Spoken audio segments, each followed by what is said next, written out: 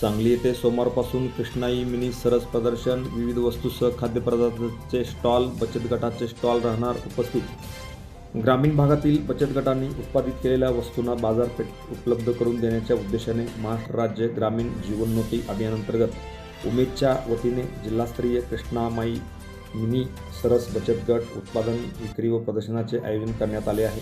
हे प्रदर्शन दिनांक 24 ते 28 फेब्रुवारी 2026 या कालावधीत नेमिनाथ नगर येथील कल्पद्रुम मैदानावर होत आहे, अशी माहिती जिल्हा ग्रामीण विकास यंत्रणेच्या प्रकल्प संचालिका नंदिनी घाणेकर यांनी दिली। मुख्य कार्यकारी अधिकारी विशाल नरवाडे यांच्या मार्गदर्शनाखाली या प्रदर्शनाचे आयोजन करण्यात आले आहे।